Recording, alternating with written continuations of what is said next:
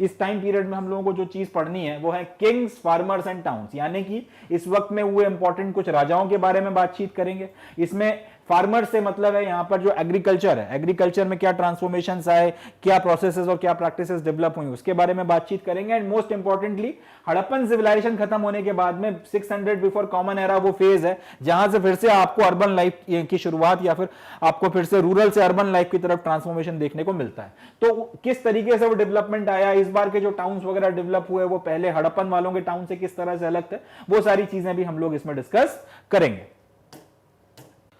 तो हड़प्पन सिविलाइजेशन का डिस्लाइन होता है और उसके बाद के जो 1500 साल हैं उसमें इंडियन सब कॉन्टिनेंट में बहुत से डेवलपमेंट या बहुत सी चीजें होती हैं। उनमें से जो मेजर डेवलपमेंट्स हैं उसके बारे में अब हम लोग थोड़ी सी बातचीत करते हैं। सबसे पहले तो इंडस और उसके आसपास की जो ट्रिब्यूटरीज वगैरह हैं, यानी कि सिंधु जो आपकी रिवर है और उसमें जो गिरने वाली दूसरी नदियां वगैरह हैं, इन सारी ट्रिब्यूटरीज वगैरह के आसपास के इलाकों में ऋग्वेद जो है इसको कंपोज किया जाता है, इसको लिखा जाता है। साथ ही साथ इंडिया के दूसरे इलाकों में, इंडस वैली सिविलाइजेशन के अलावा जो दूसरे इलाके थे सब कॉन्टिनेंट के, वहां पर भी आपको जो है काफी सारी सेटलमेंट्स वगैरह देखने को मिलती हैं। और ये सेटलमेंट्स की खासियत ये थी कि सारी की सारी एग्रीकल्चरल सेटलमेंट्स थी, यानी कि इनमें जो मेन ऑक्यूपेशन था, लोग यहां पे जो मेन चीज कर रहे थे वो कृषि थी।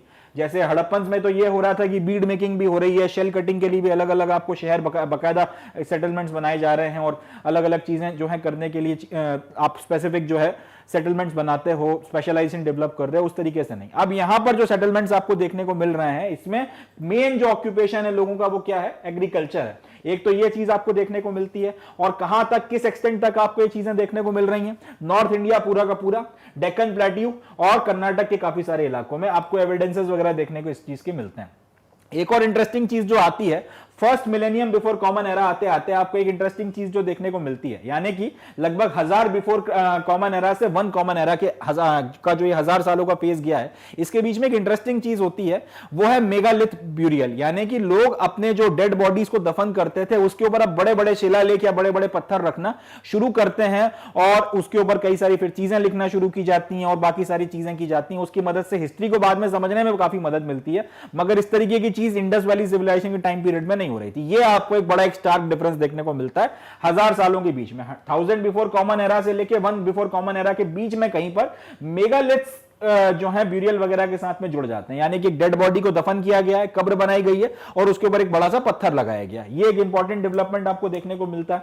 इसके अलावा 6th सेंचुरी बीसी से बहुत सारे अलग अलग ट्रेंड्स आपको देखने को मिलते हैं। जैसे कि मैंने इसमें बताया था कि हम लोग 600 बिफोर कॉमन एरा से 600 कॉमन एरा तक के बीच का जो इतिहास है 1000 सालों का वो पढ़ेंगे। क्वेश्चन ये उठता है कि इंडस वैली सिविलाइजेशन 1819 तो बिफोर कॉमन एरा में खत्म हो गई, उसके बाद के 1300 साल बाद आप जंप मार के 600 बिफोर कॉमन एरा में क्यों आ रहे हो? तो उसका अब हम लोग जो है जवाब थोड़ा सा तलाशना है।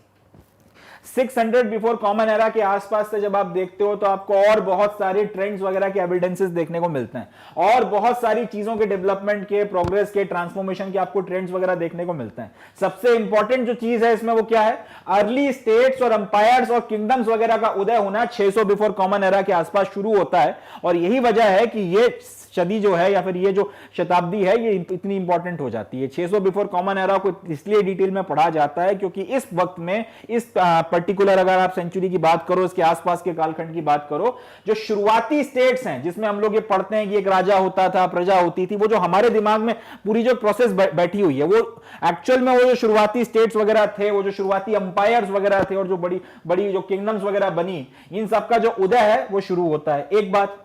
दूसरा यह कि आज की तारीख में हम लोग कृषि को जिस तरीके से जानते हैं, जो खेती किसानी की पूरी व्यवस्था जो आज आपको देखने को मिलती है, उसका शुरुआत कैसे हुई? इसके पहले भी एग्रीकल्चर होता था, नो डाउट अबाउट दैट, मगर जो आज की तारीख में खेती किसानी की जा रही है, अगर आप उसके रूट्स वगैरह ट्रेस करना शुरू करो, 600 बिफोर कॉमन एरा के आसपास जो एग्रीकल्चर में ट्रांसफॉर्मेशन आना शुरू हुए हैं, उसके साथ में वो जाके जुड़ता है। तो एग्रीकल्चर में जो है आपको बहुत ज्यादा डेवलपमेंट वगैरह देखने को मिलते हैं।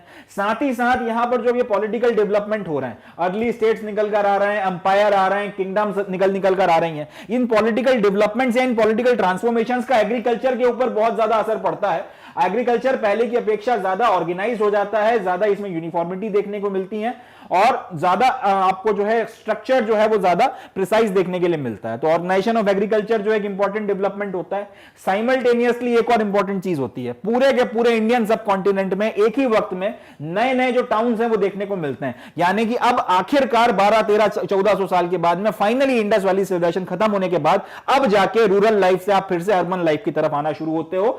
दूसरी बार अब आपको हिंदुस्तान के इतिहास में नए शहरों का उदय होता हुआ दिखता है। ये एक इंपॉर्टेंट बात है जो 600 बिफोर कॉमन एरा की जो सदी है इसको इंपॉर्टेंट बनाती है। ये सारे मेजर डेवलपमेंट जो है इस पर्टिकुलर टाइम फ्रेम में होते हैं।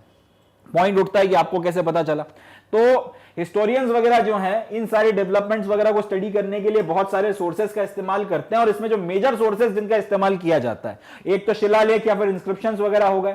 इस वक्त में अब आपको रिटन रिकॉर्ड जो है वो देखने के लिए मिलता है, टेक्स्ट वगैरह आपको काफी सारे देखने को मिलते हैं। एंड देन सिक्के, कॉइन्स वगैरह जो है एक बहुत इंपॉर्टेंट एविडेंस है जो इसके पहले आपको ऐसा देखने के लिए नहीं मिला, मगर कॉइन्स वगैरह जो आपको देखने को मिलते हैं और कॉइन्स में जो आपको प्रोग्रेस देखने को मिलती है वो भी जो है इस वक्त की हिस्ट्री को पढ़ने में समझने में आपकी बहुत ज्यादा मदद करती है।